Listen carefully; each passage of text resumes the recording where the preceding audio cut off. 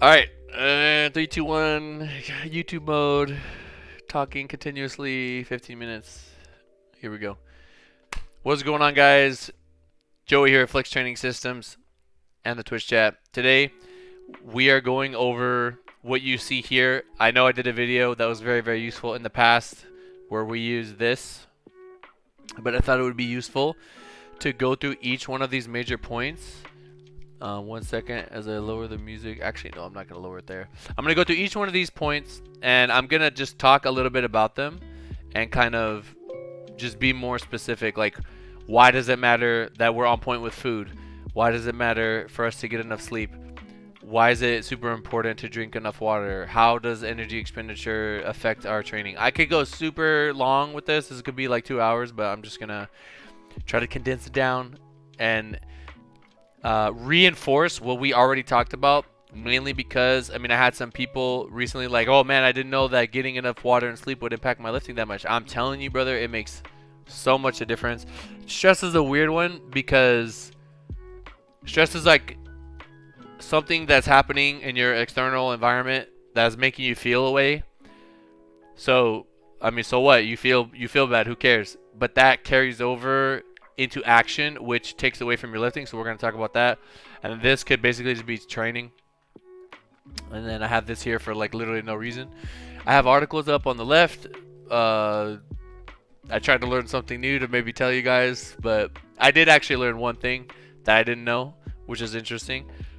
But it's like fucking common sense. Anyway, guys, all right, let's get into the video. So first, super easy, food. Why do we need to eat enough food? So you want to, let's say we're just talking about macros here.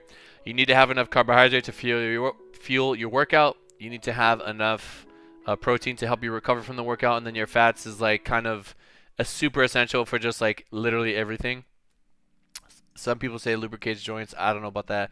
All I know is that it helps with hormones, and literally you just need everything to be in balance to grow, to recover from your training, to be healthy and things like that. Healthy body is much more likely to recover and get stronger. If you're not eating enough carbohydrates, you're probably not going to have enough energy. How can I give you something that you could take into your life, right? That's what I try to always do with my videos. If you time your carbs, I like to do 30 minutes before. I'll have something quick like a Gatorade, a banana, anything like that. Maybe a little bit of salt in there. Gatorade's really good. I take my Gatorade, PR Breaker, mix it together. You're solid. You don't need to do anything else. 30 minutes out, and then 2 hours before, I like to have like, I've been doing like, I'll either do ramen or cereal with like a protein shake or something. Some little burst of carbs that's gonna kind of carry you, a little bit longer, and it'll be digested, and the food will be in your bloodstream by the time you get to training. Right? You could have anything. You could have chicken and rice is like my favorite one, because you could put a bunch of soy sauce on there. Sodium up if you got a big squat day. For powerlifting, that bloat helps with leverages. I also feel like it helps you stay safe. And then making sure that the day before you ate enough carbs, right? I like to say 2 days before, because if you just do like low carbs, look at like a 24-hour reign, right? Powerlifters that do super low carbs and like to make weight, and then they have one day where they eat 1 billion carbs, they're not always strong the next day. But then they'll hit a PR like 3 days later, like, during the week or whatever. Because it takes more, I have found, especially for me personally, if I'm doing low carbs all week and I want to have a good squat day Tuesday, I need to carb up Sunday and Monday. If I just carb up Monday, is going to be like, it's going to be half-assed. It's not going to be as good. So being smart with your carb timings. Protein, there's a little bit more leeway. You don't have to get it right after your workout. I think you have like 24 to 48 hours or something like that. 24 hours is a good like window to get your goals in. So if you screwed up and you didn't eat a lot in the beginning of the day when it comes to protein, you could, try to get in at the end of the day and you'll be all right. And then, I don't want to get too far into fat, because in my opinion, most people's fats are too high. They're just eating, they could just be having more carbs, which can help their training. Hello, Tina Smallmite. In the chat, how's it going? Okay, so yeah, food is like, I mean, you guys already know you got to eat enough, fuels your workout. I'm just trying to keep that simple. Um, Sleep is a weird one, okay? Sleep, obviously, you need to sleep in order to recover from your training, but sleep literally affects everything. It affects your entire being as a person. Imagine if you are a person that is operating at 100%, every aspect of you at 100%. The more you take away sleep, the less that little meter is gonna start to go down. Everything, like literally everything, your strength, your reaction speed, your ability to think, your cognition, everything is gonna just take a shit if you neglect sleep. Believe it or not, one day of 5 hours of sleep, 4 hours of sleep is not gonna do that much. It's like you get like a little leeway. Like, okay, like the night before you meet, you don't sleep good. It happens. We have nerves. It's a form of stress, right? Which translate into something tangible or real life, right? You miss some sleep. So one day of no sleep is not that big a deal, but if you start to I kid you not, like if like the second day of no sleep, it's like now it starts to double. Like it's like an order of magnitude. The more days that you go without sleeping, it will creep up on you, and you're like kind of functioning, and you're just kind of going through your life. Like I don't understand how people, they just sleep 5 hours. They just consistently sleep 5 hours a day. Um, I'm sure you can train your body, but like that cannot be healthy, and it will deteriorate. You will break down. I have an article up here, some random article I googled, injury rates. Absolutely, you will get injured more often if you're not sleeping. Especially, like the worst is when you have someone that's like trying to get stronger, and they're not sleeping at all. Um, then they start getting hurt, and they start having these little. I have found that for things like patellar tendons, sometimes your elbows, like especially where your tricep connects to your elbows, bicep tendon up by your shoulder. Your bicep is here, but it attaches up into your shoulder. Pec tendons, like things like that take a long time to heal, that don't have really good recovery. Those things really start to break down. Your muscles are super resilient, right? They can heal pretty quickly. Strains, they heal. If I strain something and I train like that lift, multiple times in a week, I skip the middle day. By the next day, I'm solid, right? But for those big connective tissues, tendons, ligaments, things like that, shit, even bones, right? I used to get fluid in my bone that would hurt like hell. It would hurt so bad because it's like a bruise that can't expand because it's in a bone. All of that stuff is gonna take a hit when you don't sleep. It's just gonna make those things a lot easier. Imagine you train and then you sleep really bad for 3 days and then you train again. You feel like you didn't recover at all. You might as well have just trained and then trained the same thing the next day. You know what I mean? You have to sleep. Injury rate, common sense, everybody knows that. Um, Accuracy and speed. Now, for powerlifting, I could say like timing. Your timing on your squat. If you're someone that likes to deadlift with a little bit of whip, or like you kind of throw your hips down when you do it, everything can be thrown off there. Your ability to fire, like your I've noticed like when you're fried, like when your nervous system is fried, right? My grip is just like it's just hard to get my grip going. It's weird. You're thinking with your brain to push, but you're not pushing, or you're not pulling or holding the bar as tight as you could be. So reaction times, decision making. Okay, this one's really interesting because the way that I coach my lifters is they're going to get their workout, but they're going to have to make some decisions in the day. They will be educated and they will learn over time. But when you get into the gym and you have to, if I give them like, sometimes I'll give somebody a single and then RPE 8, 8, 7, 7, 6. They're going to have to, with their brain, think, okay, what did I, for my first 2 sets, I want to leave 2 reps in the tank. Boom, boom. Okay, what do I think is going to happen? You know what I mean? So if you do that wrong, or if I put an RPE 9 and now your decision making is all fucked up. The example that they give in this article to talk about plate discipline, just like baseball players, being disciplined when they're on the plate. It's the same thing in training. You have to stay disciplined. You're more likely to like just kind of not think and just like I don't know what I was doing that day. I just loaded the bar with something heavy that I had no business touching or whatever. So decision making is a really, really, really big one. Like I said, sleep. If you don't sleep, it messes up all aspects of training. Your ability to utilize the fuel that you're putting into your body is going to be compromised if you don't sleep. Um, your stress is going to be through the roof, and the lack of sleep is going to lead to like issues that even if you try everything in your power to mentally, focus, hormonally, you're going to deteriorate. So even if you're doing things within the training session that are optimal, your body will not have the tools that it needs in order to make use of it. You gotta sleep.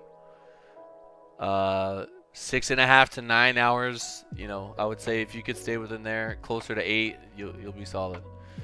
If I get 8, that's like really, really good. But I'm usually good with like 7, 7.5, something like that. So water. Some of these are obvious. Some of them are like kind of weird. Um, a lot of the things I'm looking at right now is like very general. So water essentially helps carry nutrients throughout your body better. It helps flush out toxins, and let's say you tear something, it can help.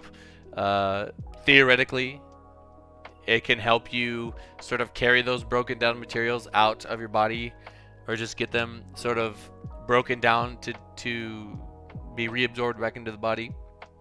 Water lubricates your joints. It helps make up synovial fluid, so that's like the stuff that's literally in your joints. So you're like how can your knees like bend without us like feeling pain? You know what I mean? If you have like super dry knees, although that's like you have to be hella dehydrated for that. Water helps you tolerate more pain. That is something that I never thought of. That is true. I could totally see how that would be a key factor. Water speeds up your recovery time. I already talked about that. Yeah, water's super important, man. And you can overdo it, but it's like hard. You know what I mean? Like I drink 4 or 5 of these a day. 4.5, I would say, a day. What is this? 70. This is like 72 ounces, I think. Yeah, 72 ounces. Four or five of these a day. I'm 245-ish pounds right now. So, yeah, you can't really go wrong. It's really easy. It's like something that takes little effort and it gives you a lot. Energy expenditure. This one's kind of common sense, but for some reason, people. This is why I have people like track your steps. If you don't track your steps, then you could have it, and you have an active lifestyle, you could have very variable days, right? You could have an 8,000 step day and a 15,000 step day. And then you might rack up a couple of 15K steps in a row, and then that will start to take away from your training. For some people, this is going to be a constant, and there's not really much we can do about it. In which case, the training should be adjusted to accommodate the mandatory energy expenditure that's taking place that we can't address it, right? Like, work, you have a kid, you have to commute to school. There's just things that you're not going to be able to deal with. And it makes me wonder, now that I think about it, a lot of my lifters aren't in school right now because they can't be. They just focus on training and they're making great progress. But what happens when school starts again and they got to deal with all of that? Shit, it's going to be a little bit more complicated. So that is something to consider. And sometimes your energy expenditure becomes so large, you can't do anything about it. Like I've even told people, hey, you should just take a break because you work like 5 days a week overnight, and you work 12-hour shifts, and you're on your feet constantly. I cannot do anything with you. I literally cannot help you because you do not have the resources you need in order to heal.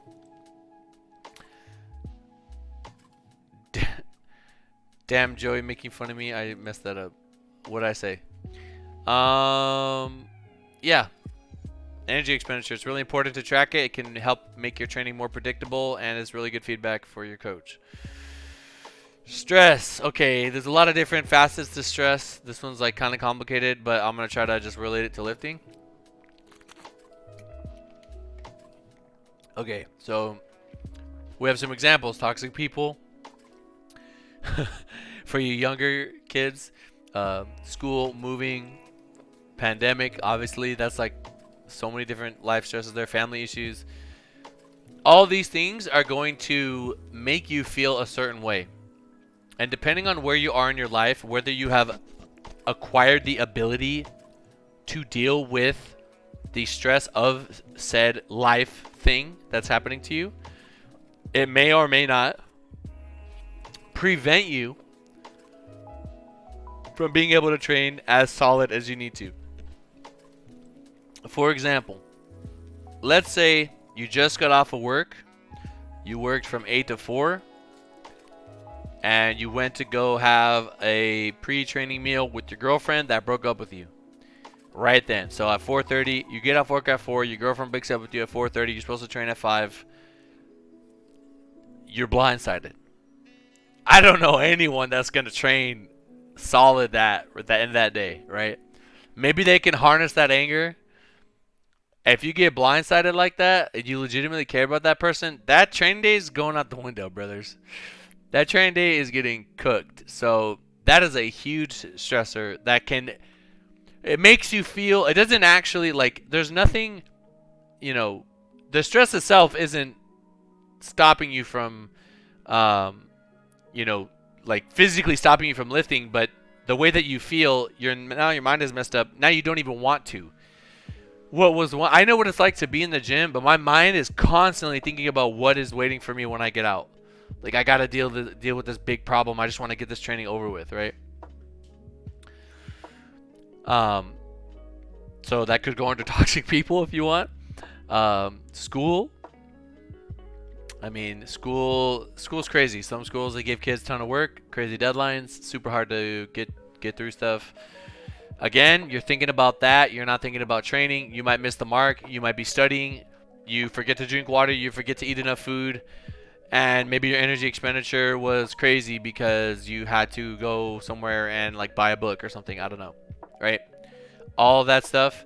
Moving is more like energy expenditure. It is a stress because you have a lot of stuff to do. You're literally relocating your existence.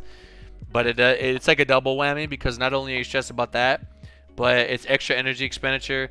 Moving, what are we doing most of the time? We're holding things like this, right? That's going to tax your back. And your training is going to take a couple weeks to kind of like normalize after that. Pandemic, I mean, financial issues could be under that. There's so many other like social things going on. A lot of people's training went to shit. Hell, I've seen a lot of powerlifters that were very relevant, potentially top 5. They just retired. They're just like, I'm done. I don't want to lift anymore. It is what it is. Stress can do a lot of things to people. Pandemic is a massive one. Family issues. If you have a loved one that is going through it, you're probably not going to care too much about training, but everybody's different. Training means different things to different people. The stress from all these things will affect your action towards training. Some people can tolerate stress really well and maintain that action. You can feel stress and still hit all your macros, still get, I don't know how you're going to get good sleep, but you might be able to get good sleep. Maybe you force it, take melatonin, I don't know. You drink enough water and you just are super sedentary. And you might still be strong. Like, you might be stressed out, like, man, my girl broke up with me, whatever. But I squatted 700 today, so I'm chilling. You know what I mean? It's one of those things. It's like dealing with stress is a skill. And it takes time and just kind of going through it, and you need to be very cerebral about it, objective, and just tell yourself that it's temporary. I'm going to get through this, and then, I can control my training. I'm not going to let this outside thing affect me or stop me from keeping these other things in line that are super important. Again, I could go ham with stress. There are some hormonal things, hormones that get suppressed that are very important. We talked about briefly before we started the video, growth hormone, testosterone, I think insulin spikes, I'm not sure. But yeah, cortisol breaks things down, suppresses things, not good, not an anabolic environment, right? The presence of cortisol literally contradicts the process of building muscle. So you want to be kind of stress free. Training. So um, this one is like pretty straightforward. If I have someone doing a lot of volume, they might take a little while before they can adjust to it, in which case we can expect a little dip in strength. Vice versa, if they're pulling their volume down from, they're doing 4x8s and now they're doing 3x5s, they're gonna over recover, right? They trained for this much work, now they're doing this much work. That recovery is gonna kind of bleed over, and then that's where strength happens, right? All these things affect training, but yeah, that's just something that, like, how does training affect training? I mean, that's a lot. If you guys have a coach, you don't need to worry about it. But basically, there should be a trend, there should be a theme, there should be a goal. You should be moving in a direction over time. Mainly, these other things affect the training. Training also affects training. But if you don't have those other things, you're not really going to get much out of training anyway. Moving how it should. Yeah, so that basically we're just making sure that things are moving the way that they are, and we're recovering, and we're not getting injured, and we're taking care of business. So what is the takeaway of this video? All this stuff is really important. Hopefully each point you guys are able to take a little bit away from it. And yeah, I just wanted to kind of reiterate that. And you could look more into detail on your own for each of these topics, just to kind of see, it's actually really interesting. Water and sleep are like very straightforward, simple things, but it goes super in depth.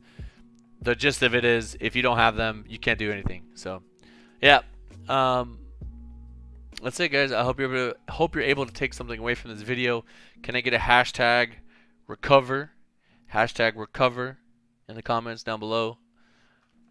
Thank you guys so much for making it to the end. YouTube people, I'll see you later. Peace. All right, Twitch boys, what are we doing? Oh my God, I'm done.